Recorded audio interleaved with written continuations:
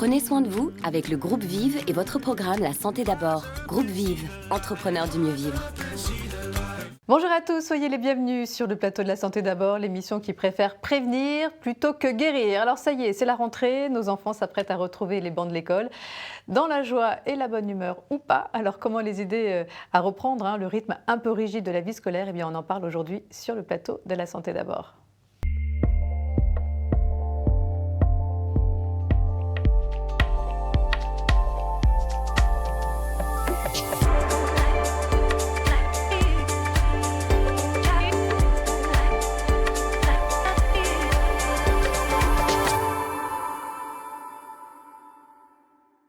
C'est vrai, la rentrée, c'est toujours une période chargée pour nous les parents. Il faut recaler les cycles de sommeil des enfants, remettre un peu d'ordre dans leur alimentation, assurer la gestion des écrans, les encourager aussi à faire une activité physique régulière. Bref, il y a du boulot et pour nous faciliter la vie, j'ai fait appel à deux grandes expertes du sujet. Nathalie Casso-Vicarini, bonjour. Bonjour.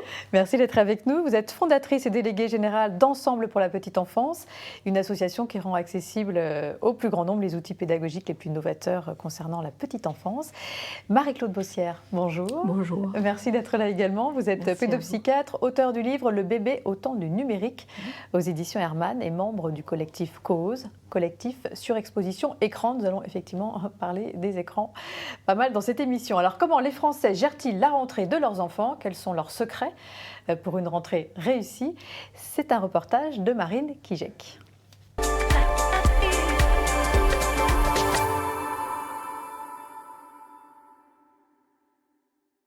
La dernière semaine d'août, première semaine de septembre, je prenais congé. Comme ça, je la mettais dans le rythme tout de suite, de se coucher tôt, se lever plus tôt et tout, et pour bien préparer la rentrée scolaire. Essayer de les coucher tôt au maximum et refaire une petite routine en fait. Pour ne pas perdre le fil, le retour des vacances, des cures de vitamines sont aussi à prévoir et c'est tout au cours de l'année en général, c'est des choses que je fais, mais encore plus en revenant de vacances, puisque parfois on pense se reposer, on revient bien plus fatigué que prévu. Les portables, à partir de 20h, ils sont sur une table en bas, ils n'ont pas le droit de les prendre dans les chambres, donc ça c'est déjà... réglo. Et puis après, la télé, je fais super attention à ce qu'ils regardent. En général, on essaie de limiter vraiment au week-end. En jour de semaine, jour d'école, il n'y a pas d'écran. Parfois, vraiment, quand j'en peux plus le mercredi, il y a une petite demi-heure de télé. Bon, on le voit, les portables, c'est un sujet qui préoccupe beaucoup les parents. On y reviendra plus en détail tout à l'heure. Parlons d'abord de leur sommeil, même ça peut avoir un lien aussi avec les écrans, évidemment. Après 2 mois de coucher tardif, de grasse matinée, ça dépend des enfants, mais comment les aider à recaler leur rythme, à retrouver le bon rythme? Marie-Claude. Alors, je pense qu'effectivement, c'est quelque chose qui doit se faire progressivement, mais de façon tranquille. Peut-être aussi en recalant le rythme de tout le monde, de toute la famille en même temps. Petit à petit, en rétablissant les règles et en ayant en perspective comme ça, dans 15 jours, 3 semaines, la rentrée à l'école et donc la nécessité de se lever bien plus tôt. Que les parents donnent le bon exemple. Alors selon une enquête d'OpinionWay, 24% des parents rapportent quand même un trouble du sommeil chez leur enfant, 32% même chez les enfants de moins de 3 ans. Comment expliquer ce chiffre? Quelles sont les principales causes de ces troubles du sommeil, Nathalie? Alors probablement le stress ambiant. Le stress des parents en particulier, des injonctions, une période sensible chez l'enfant, ça génère toujours des questionnements. Et puis l'enfant, il a surtout besoin de sécurité affective, il a besoin d'être en lien avec ses parents. Il va d'autant mieux retrouver son sommeil dans les meilleures conditions qu'il se sentira en sécurité et dans le bien-être dans la relation avec ses parents. Donc les entourer effectivement, ne pas être stressés nous-mêmes. Et puis peut-être rappeler que le développement de l'enfant, ça n'est pas une période si facile que ça pour les enfants qui traversent des étapes de développement avec des angoisses et il faut être un peu attentif, attentionné, essayer de comprendre pourquoi ils ont peur du monstre, pourquoi il y a des tas de troubles du sommeil qui sont totalement naturels dans le développement mais qu'il faut accompagner quand on est parent, tranquillement. Et pas forcément s'inquiéter outre mesure. Alors parlons des adolescents, une récente étude a montré que la moitié d'entre eux souffrent d'un déficit de sommeil équivalent à une nuit manquée par semaine. Alors il y a le rôle des écrans, bien sûr, mais il y a aussi le rôle des hormones sexuelles qui à cet âge peuvent interagir avec le rythme veille-sommeil et les mettre en jet lag. Donc on fait quoi dans ces cas-là? Parce que surtout quand ils commencent les cours très souvent à 8 heures. Oui, c'est ça. Alors il y a des tas de personnes maintenant, y compris à l'Éducation nationale ou des gens qui travaillent sur le sommeil, qui disent, et il y a certains pays d'ailleurs où ça a été expérimenté, c'est-à-dire de décaler l'heure du premier cours le matin, à 8 heures, au niveau plutôt du 9 heures. collège et du lycée, parce qu'effectivement l'hormone du sommeil est sécrétée de façon plus tardive que chez les enfants, la mélatonine, avec un grand remaniement au niveau cérébral. Donc c'est normal si nos ados n'arrivent pas à aller se coucher, s'ils se lèvent tard. Absolument, il faudrait qu'on les laisse se coucher un peu plus tard, mais qu'on les laisse aussi du coup se lever un peu plus tard. Quand est-ce que ça va changer ça au niveau de l'éducation nationale? C'est très compliqué parce qu'il faut modifier les horaires des enseignants, les horaires des parents. Qui eux se lèvent plus tôt, parce qu'ils ont un pic de mélatonine plus tôt. Et de tous les ramassages scolaires, en fait, c'est très compliqué finalement à organiser. D'accord. Quels sont les effets principaux du manque de sommeil chez nos enfants et chez nos ados? L'irritabilité, des compétences sociales qui ne sont pas exercées dans les meilleures conditions, alors qu'on sait qu'elles sont le socle du développement global. Et puis du stress généré. On sait que l'hormone le cortisol, qui est l'hormone du stress, envahit le cerveau et va empêcher l'enfant d'entrer dans les apprentissages. Il va fuir, il va attaquer ou il va se figer son cerveau. Donc ça va pas être aidant.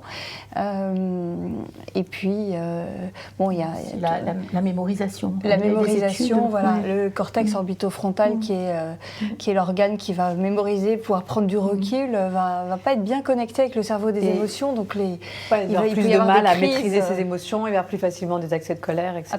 D'où l'importance de respecter un bon sommeil. Avec une répercussion aussi sur l'alimentation. On s'est rendu compte que les enfants qui manquaient de sommeil, en fait, ont une façon de se nourrir qui est différente.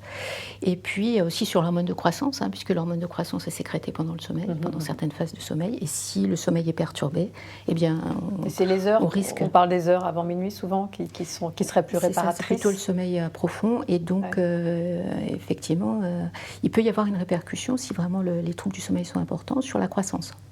Alors vous parliez tout à l'heure d'alimentation, ça tombe bien, je voulais vous poser une question concernant ce fameux petit déjeuner, c'est le débat éternel, faut-il les forcer à en prendre un sinon pas faim? C'est vrai que quand ils partent le ventre vide, on est toujours un petit peu angoissé en se disant comment va-t-il faire, comment va-t-il tenir? Alors c'est difficile de forcer un enfant à manger, mais en tous les cas, il faudrait effectivement que depuis la petite enfance, les habitudes soient prises, parce que c'est souvent depuis la petite enfance. Effectivement, il n'y a pas trop de choses sucrées. La plupart des enfants mangent un petit verre de jus de fruits hyper concentré, et puis une brioche sucrée, c'est une catastrophe. C'est-à-dire qu'à 11h, là, ils ont faim parce que forcément, il y a une baisse de la glycémie. Donc, petit déjeuner protéiné, salé, comme les anglo-saxons, du jambon, du fromage. Comme ils veulent. Oui, en tout cas, le moins de sucre possible, parce que ça active le cerveau, ça active le circuit de la récompense dans le cerveau, comme les écrans. Et c'est un toxique du quotidien comme un autre. Donc, mais qui peut nuire à leur performance intellectuelle. Ça donne l'illusion d'avoir de l'énergie au début. Et puis 2 heures après, il n'y a plus personne. Et puis qui pensent bien sûr à s'hydrater, ça c'est très important aussi, parce qu'ils ne boivent pas assez le matin. Le petit verre de lait, ça ne suffira pas. Alors il y a aussi un phénomène qui semble prendre de plus en plus d'ampleur ces dernières années, surtout depuis le Covid, c'est la phobie scolaire. Comment la reconnaître et quels sont les signes qui doivent nous alerter ? Alors, la phobie scolaire, c'est un enfant qui ne veut pas aller à l'école, qui a mal au ventre, qui a des symptômes physiques qui peuvent être très différents selon les enfants, des troubles du sommeil, en particulier le dimanche soir par exemple. Voilà, il faut être très attentif, essayer de comprendre, de parler avec l'enfant, qu'est-ce qui le stresse, pourquoi, comment est-ce qu'on peut l'accompagner. Et il faut être assez vigilant à l'apparition des premiers symptômes, parce que petit à petit, ça peut aboutir à quelque chose de beaucoup plus grave. Oui, parce que ce phénomène de phobie scolaire, c'est vrai que j'ai l'impression qu'on en parle depuis des années et pourtant il n'est pas toujours très bien pris au sérieux encore aujourd'hui. Une enquête récente sur la santé mentale à l'école révèle quand même qu'un élève sur 4 se dit anxieux ou stressé par l'école. Donc potentiellement, c'est un enfant qui peut faire une phobie scolaire. C'est beaucoup, non? Ou alors est-ce que les écoliers d'aujourd'hui ont plus de pression qu'autrefois? Ou alors parce qu'on s'y intéresse plus est-ce qu'on s'intéresse plus à leur bien-être moral? Alors peut-être qu'on en parle plus, mais notre environnement et notre monde a énormément changé. Il y a beaucoup plus de facteurs de risque aujourd'hui. notamment dans l'entourage des parents. Et ce stress ambiant, cette éco-anxiété, les enfants sont des éponges. Ils absorbent le stress environnant. Puis il y a les perturbateurs endocriniens, il y a des toxines du quotidien qui jouent un rôle important. Et tout ça a une action sur la santé globale des enfants. Et la relation aux autres a beaucoup d'importance. C'est l'âge des amitiés, du groupe, du fonctionnement en groupe. Et quand ça ne fonctionne pas bien, quand des enfants sont surexposés aux écrans aussi et sont dans des modes de communication agressifs, eh bien, on constate davantage de phobie scolaire avec des retraits relationnels. Et on peut se poser d'autres questions aussi. Et ça peut toucher, enfin ça peut venir à n'importe quel âge, plutôt les collégiens, c'est ce qu'on dit en général. C'est plutôt les collégiens, mais bon, tout ce qui touchait avant les collégiens, en fait, touche maintenant les enfants d'âge primaire. On voit qu'effectivement, ça se décale vers des âges de plus en plus jeunes. C'est vrai que alors il y a l'importance des réseaux sociaux aussi, des smartphones. C'est-à-dire que les smartphones peuvent exposer les enfants à des images qu'ils n'ont pas forcément choisies, mais qui sont complètement inadaptées, soit très violentes, soit inadaptées en termes de pornographie, etc. Et tout ça, bien sûr, ça génère aussi du stress, sans compter effectivement ce que vous disiez, c'est-à-dire le monde dans lequel on vit, qui est un monde extrêmement stressant, dont il faudrait pouvoir préserver les enfants. Bon, parlons des écrans, justement, puisqu'ils jouent un rôle aussi dans cette phobie scolaire. C'est vrai que les parents, on est souvent un petit peu démunis face à ces enfants qui refusent d'aller à l'école. Les emmener parfois consulter un psychologue, mais l'encadrement de l'usage des écrans peut être aussi quelque chose d'important. Les enfants et les adolescents français passent 3 à 4 heures quotidiennement devant un écran. Alors cette estimation varie d'1 à 2 heures selon l'enquête, là je sais que c'est etc. Mais est-ce que vous êtes d'accord avec ce chiffre? Moi ça me paraît énorme. Moi je suis pas d'accord avec ce chiffre, je pense que c'est beaucoup plus. C'est beaucoup plus. C'est beaucoup plus. C'est-à-dire chez mes enfants en fait. Parce que la dernière étude Ipsos de 2022, c'est 3h11 par jour chez les enfants de 0 à 3 ans. Ça monte à 3 ans. Absolument. En moyenne. Quand on cumule effectivement la télé, les smartphones, les tablettes et les jeux vidéo. Mais c'est énorme, c'est en moyenne. Et puis ça monte à 3h40 pour les 3-6 ans, et puis pour les collégiens, c'est énorme, c'est énorme. Bon, mais qu'est-ce qu'on peut faire? Parce qu'évidemment, on ne peut pas bannir les écrans aujourd'hui. J'ai envie de dire, nos enfants sont nés un peu avec, c'est presque une extension d'eux-mêmes. Mais comment encadrer leur utilisation pour que leur usage, pour que ces écrans ne nuisent pas trop à leur santé physique et mentale? Qui veut commencer? Je sens que vous avez des choses à dire sur le sujet. C'est sûr. On a envie de parler toutes les deux. L'environnement a évidemment un impact très très important dans le quotidien des enfants. Les enfants ont confiance en leurs parents. Si les parents sont en permanence devant leurs écrans et qu'il n'y a pas de moment de disponibilité vraie, de temps partagé, de qualité avec l'enfant, et que nous-mêmes, on n'arrive pas à se discipliner en posant nos écrans dans l'entrée, eh bien, les neurones miroirs s'activent et les enfants font la même chose. Mais ça paraît du bon sens, mais finalement, on ne le fait pas. On se rend compte qu'on ne le fait pas parce qu'on travaille beaucoup aussi sur nos écrans. On attend des messages. La limite entre la vie privée et la vie professionnelle est plus la même qu'il y a quelques années. Le numérique, c'est vraiment une révolution au niveau technologique. D'abord, c'est très récent. Ça s'est répandu de façon extrêmement massive, rapide, et de façon totalement inédite par rapport à l'histoire des techniques dans le monde, des techniques humaines. Alors, effectivement, tout le monde a été complètement débordé. C'est des instruments absolument magiques. On a plein de choses positives. Mais en fait, on n'a pas pris conscience, effectivement, de tout ce qui était du côté toxique et du côté négatif des choses. C'est pour ça que moi, j'ai écrit, par exemple, ce livre sur le bébé au temps du numérique, parce qu'en fait, entre 0 et 3 ans, je pense qu'il faudrait absolument pas d'écran du tout. Parce qu'en fait, ce dont l'enfant a besoin, c'est de découvrir le monde et de découvrir la relation et d'être en interaction avec les adultes. Donc, pas d'écran. Ça veut dire pas d'écran chez les parents non plus. Oui, c'est-à-dire quand on est avec l'enfant, on n'est pas sur son portable. Voilà. Et après 3 ans Alors, après 3 ans, je pense qu'on peut passer un petit peu de temps, un quart d'heure, 20 minutes, à regarder un dessin animé avec son enfant, en essayant de le choisir, puis en le commentant. Et puis petit à petit, peut-être un petit peu plus. Mais, et les ados, alors comment on fait? Parce qu'eux, ils sont connectés en permanence, ils vivent en tribu, ils sont toujours en lien les uns avec les autres. Alors, il me semble qu'il y a des règles qu'on peut installer de façon collective. C'est ce sur quoi on insiste beaucoup, c'est les 4 pas. C'est-à-dire pas d'écran avant d'aller au collège ou à l'école le matin, pas d'écran pendant les repas. ce qui concerne tout le monde dans la famille, et ce qui permet justement d'éviter quand on coupe la télé, quand on met les smartphones dans un petit panier, etc. Ça permet de discuter, de parler des problèmes, de parler des projets, des choses qui vont, des choses qui ne vont pas. Et la discussion, les échanges, c'est fondamental. Et aussi, alors je vais finir juste assez rapidement sur les deux autres pas, c'est pas d'écran dans la chambre de l'enfant. Et pas d'écran avant de se coucher, 1 heure avant de se coucher. C'est-à-dire 1 heure avant de se coucher. On prend les téléphones de tout le monde. On fait autre chose, on lit, on écoute de la musique, on dessine, mais pas d'écran. Ce qui est quand même pas simple chez nos adolescents aujourd'hui. C'est tellement, les habitudes sont tellement ancrées. Bon, sauf si on l'installe dès le départ. Dès le départ. C'est-à-dire il faut les éduquer à l'usage des écrans le plus tôt possible. Juste ce chiffre quand même, le confinement n'a pas aidé en plus. Plus 60%, c'est le pourcentage d'enfants ayant augmenté leur temps d'exposition à un écran pendant le premier confinement. C'est vrai que ça paraît beaucoup. Même si ça nous a rendu un petit peu service, on ne va pas se mentir aussi, ça les a occupés, ça leur a permis de maintenir le lien.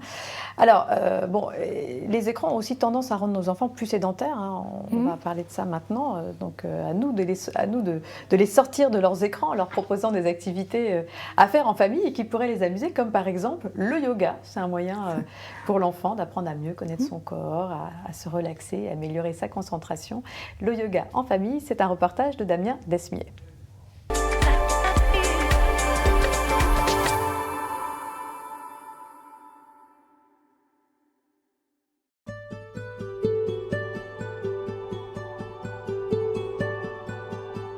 Le yoga est une discipline complémentaire pour les enfants des autres sports pratiqués habituellement parce que ça leur permet d'être dans une petite bulle d'oxygène, d'apprendre à mieux gérer leurs émotions. Plus on commence jeune le yoga, plus ça permet de donner aux enfants des bonnes habitudes pour grandir serein.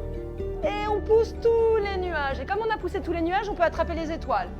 Fais un gros bisou à maman. Allez, allez, ça va Henri ? C'est une activité justement accessible à tous les enfants. Je travaille avec beaucoup d'enfants qui ont des besoins spécifiques, qui ont des troubles autistiques, qui ont des troubles alimentaires. Et en fait, ça les aide à grandir avec justement une meilleure conscience corporelle et mentale de leurs capacités. Inspire par le nez, tu gonfles. Expire, tu relâches. Génial, bravo, top. On expire, on descend. Ça apprend justement aux enfants à gérer leurs émotions au niveau mental, canaliser leur respiration, à avoir une meilleure conscience corporelle, à s'apaiser et à justement se concentrer. Quand j'ai du yoga, ça m'aide à me relaxer pour m'endormir. Les enfants ont commencé à partir de 2 ans à faire du yoga avec Marie-Caroline. Ce que ça m'apporte, c'est de partager déjà un moment avec eux. Et après, ce que j'adore, c'est que l'ambiance de la maison est hyper apaisée et tout le monde redevient très calme et très doux. Namasté.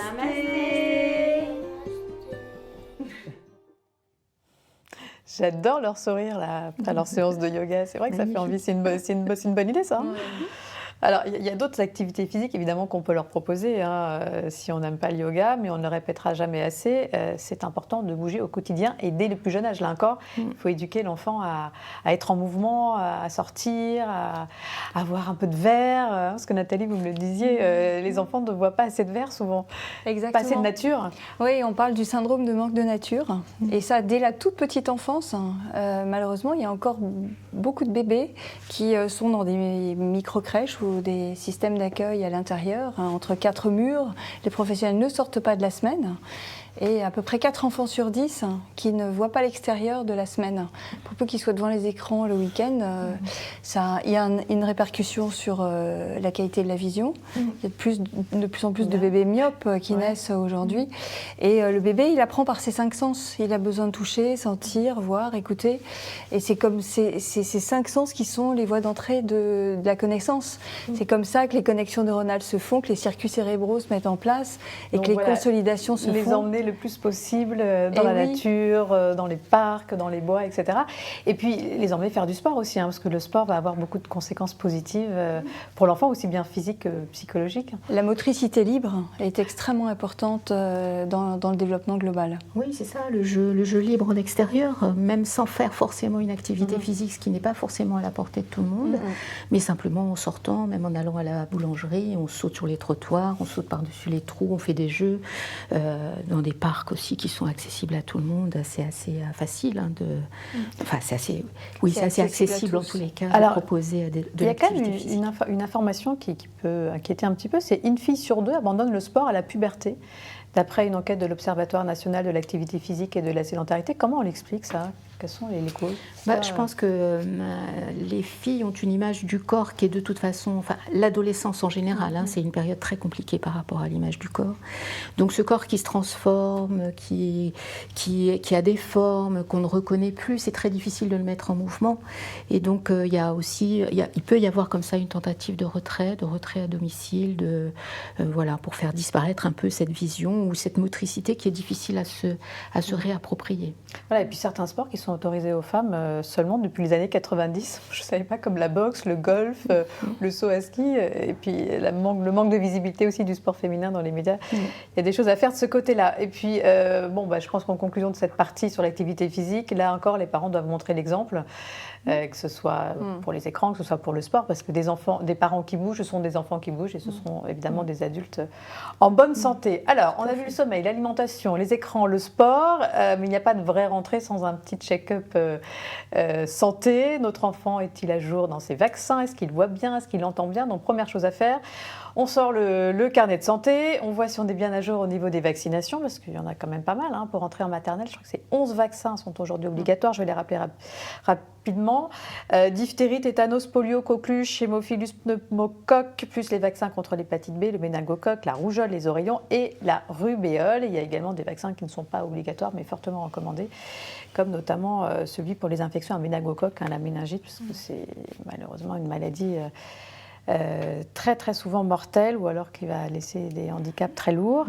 Un autre élément à vérifier avant la rentrée, c'est la vue de notre enfant, puisque des problèmes de vue comme la myopie par exemple, on voit mal de loin, ça peut être source d'échecs scolaires.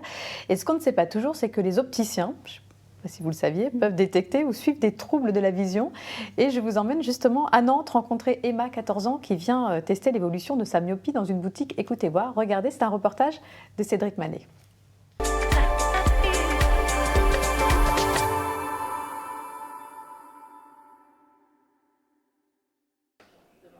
Emma, 14 ans, est myope depuis 4 ans. Ça fatigue les yeux, ça donne mal à la tête.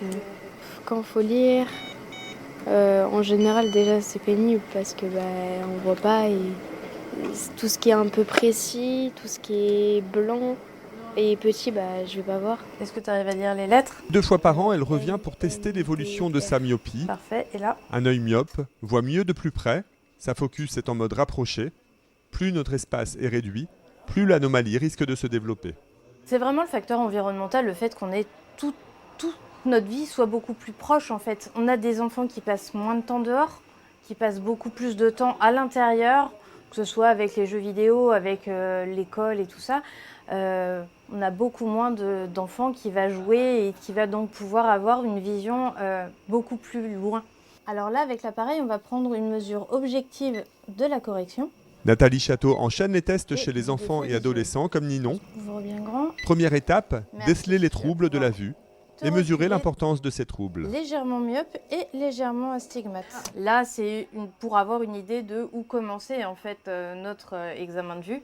Donc une fois qu'on a les corrections ici, on va pouvoir les reporter sur le réfracteur et affiner pour avoir le meilleur confort en fait sur ce qui sera les futures lunettes. Est-ce que tu arrives à lire la ligne de lettres qui apparaît dans le miroir ici? Concrètement, Nathalie fait défiler des verres pour atteindre une meilleure acuité visuelle sans que l'œil ne se fatigue. Selon une étude du CHU de Poitiers, en France, un enfant sur 5 est myope et cela aura un impact important puisque plus de la moitié d'entre eux devra porter des verres correcteurs toute leur vie. Alors c'est vrai que certains spécialistes s'inquiètent aujourd'hui de la progression de la myopie qui pourrait concerner plus de la moitié de la population mondiale en 2050 et en particulier les jeunes. L'usage des écrans qui mobilise beaucoup la vision de près pourrait expliquer cette épidémie de myopie. Puis le fait aussi, vous nous le disiez tout à l'heure, que les enfants ne sortent pas assez à l'extérieur. Oui, je ne sais pas si vous vous souvenez de cette consigne pendant le confinement qui était de regarder pendant 20 secondes à 20 mètres toutes les 20 minutes. C'est justement cette question de l'accommodation, c'est-à-dire de faire aller sa vision de près à loin. Effectivement, quand on est tout le temps sur les écrans, on n'a pas cette capacité de modifier la vision de près de loin. Alors, on conseillerait aussi un petit tour chez le dentiste, évidemment. Ça, c'est tous les 2 ans. À partir de 2 ans, on vérifie également qu'il entend bien, parce que ça peut être aussi source de problèmes scolaires ou d'isolement social aussi. Et là encore, il y a des bilans de dépistage gratuits qui peuvent être proposés par des audioprothésistes dans des centres comme Écoutez Voir. Et puis, pendant que vous y êtes, n'oubliez pas aussi de demander à votre médecin le fameux certificat médical qui va lui permettre de faire des activités extrascolaires. Et en conclusion, j'ai envie de vous demander comment arriver à maintenir un bon équilibre général pour nos enfants, voilà, entre la vie scolaire, la vie familiale, la vie amicale. Je dirais que c'est comme une balance. D'un côté, vous avez les facteurs de risque dont on a parlé, hein, les perturbateurs endocriniens, les toxiques du quotidien, les écrans, les ondes, une alimentation qui ne serait pas équilibrée, un manque de sommeil. D'ailleurs, le sommeil ne se rattrape pas. Et puis en face, plus il y a de facteurs de risque et de vulnérabilité aussi, plus en face dans la balance, on va essayer de trouver des facteurs de protection. Aller dans la nature, voir l'horizon. Cette image de la balance. Marie-Claude, le mot de la fin. Je suis tout à fait d'accord, oui, cette question d'équilibre, c'est-à-dire ne pas laisser un enfant passer trop de temps soit devant les écrans, c'est-à-dire c'est une question d'équilibre entre les différents types d'activités et d'investissement. Très bien, un grand merci à toutes les deux. Donc, s'il y avait 3 points à retenir,